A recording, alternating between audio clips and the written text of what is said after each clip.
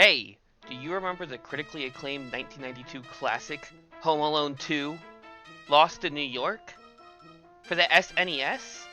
Oh yeah, that was a game. Now, I know Home Alone isn't known for being a very grounded franchise as it is, but even by Macaulay Culkin standards, this game is unhinged. You thought the movies were crazy? Ho boy! My personal descent into madness began when a friend and I decided to dabble in some harmless speedruns of older games a while back. But that sociopath recommended that we start here. Of all places. Here!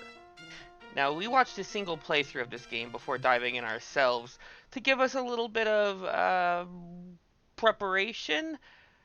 It was a glimpse of what was to come, but nothing could prepare me for experiencing it firsthand.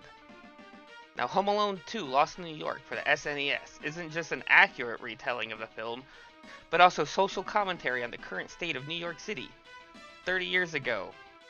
So apparently, everyone and everything in New York City is bloodlusted and wants nothing more than to murder the 8-year-old Kevin McAllister for using a credit card. Now, this game has all the standard New York dangers. Rats, bats, maids, serial killers hiding in the bushes at Central Park, mops, vacuums. Yeah, sure, why not? It was the 90s. Now, after watching a single run of the game, it was time to start it myself. There's a lot open to interpretation, so I'm going to try my best to explain the story here.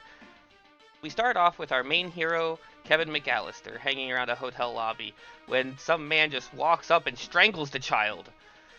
Yeah, get used to that. Seems like a pretty intense start, but no. The insanity turns up instantly as sentient luggage and mops, animated by what I can only assume was some dark, hellish magic, decide they want to take the boy's life. As you do. Luckily, Kevin finds a gun in the walls. You know, it's New York. Murderous vacuums roam free as pizza and jewelry splatter the walls. Some old lady tries to hit Kevin with an umbrella. Okay, that part was actually pretty tame. And I experienced my very first game over when some man in a trench coat decides to snatch me up, and the screen fades to black. Dude, that trench coat man has no chill, by the way. This guy follows me everywhere, showing up at any time. He will grab you, and he will shake you by the ankles. Just when I thought I was safe and made it to the basement. Why did I have to go to the 16th floor first, and then go down to the basement?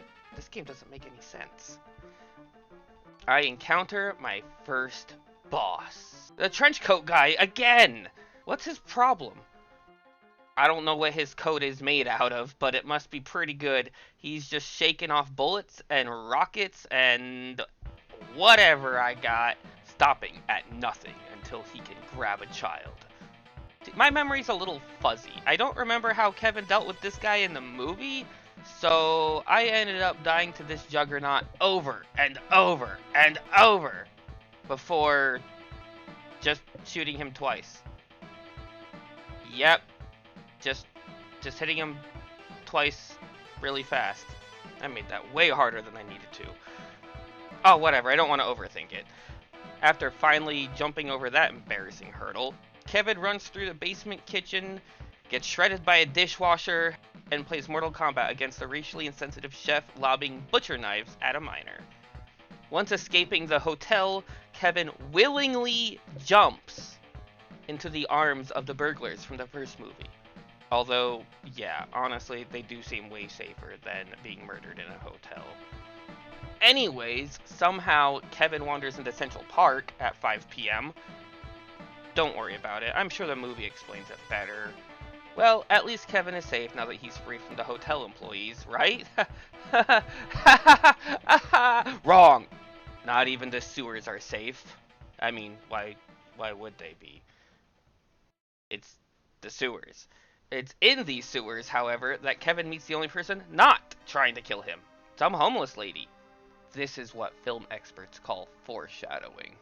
She just stands back and watches pigeons try to kill the boy, for a good while. But after that onslaught ends and Kevin proves himself worthy of the pigeons, he shakes hand with the lady and makes his way up to the uncle's house. Now, who's this uncle? Again, I'm sure they explained it better in the movie. I sure hope so. This house. It's paradoxically the least dangerous from a lore perspective, but the most frustrating from a gameplay perspective. Now, the floors have holes in them everywhere, the ceiling's falling apart, every floor is guarded by a professional child grabber, and I mean, Kevin sucks at jumping over the holes. Yeah, it's a character issue, not me. So the gimmick at this part is that there are several locked doors, and only one key to find. Now, when you do find this key, you have to match its symbol up with a door that has the same symbol on it. But all of that is random. Once you find your way into the first room, you have to solve its puzzle on how to murder the burglar, use the key that drops from his corpse, and continue the cycle from room to room to room until you get to the last door, which leads to the rooftop. Now, because I suck at this game, I was in that house for half an hour.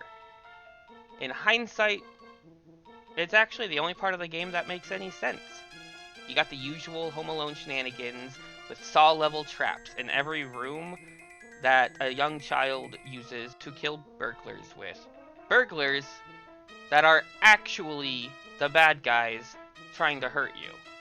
Things almost made too much sense in that house. At least compared to the outside world, which we now have to go back to. At this point, Kevin's just trying to outrun one surviving burglar, chasing him as he climbs down a rope and through some back alleyways or whatever. The satanic dark magic from the hotel must have spread loose because now there are trash can lids flying around, TVs hanging from ropes for some reason. I don't remember that happening in the 90s. And they both are on the hunt for Kevin, who eventually makes it to a Christmas tree just hanging around. So I guess it's Christmas time, which, yeah, I know this part was actually explained in the movie, but this game does not feel like it takes place at Christmas time, except for this one last little part. Naturally, Kevin pogos his way up to the top, bouncing around like a rabbit as these burglars do the same, trying to get him. We break the star at the top of the tree, freeing the homeless lady from her eternal prison. So, as we dodge the burglars, Bird Lady summons her army of pigeons to drag the burglars to hell. Just look at that. I don't think I'm exaggerating. After the last burglar's eternal soul is condemned, the pigeons symbolically lift up Kevin McAllister to the heavens. Surely a Jesus metaphor. And Kevin is met with a still shot image of his mother, gaslighting him into thinking that all has happened because he didn't want to spend some Christmas time with his family. The burglars go back to jail, the hotel staff is tried for attempted manslaughter, and New York is put into a state of emergency from all the rampant killers on the loose. It's a happy ending. For everyone except me. See, I started playing this game with speedrunning in mind, so my first playthrough is not close to my last. I had to live through this nightmare over and over again. I'm not insane enough to go for a world record, so I set myself an arbitrary sub 20 minute goal. So that's what I have to do. After embracing the madness, it didn't really seem that crazy anymore. Just went through a lot of the same old trenchcoat guys, murderous vacuums, assault, kidnapping, and a lot of missed jumps. Yes, I suck, I know. But I finally beat it sub 20.